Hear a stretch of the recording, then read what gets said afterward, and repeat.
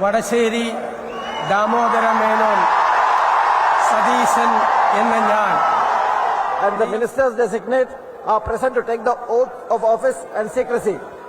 I request your permission to present them.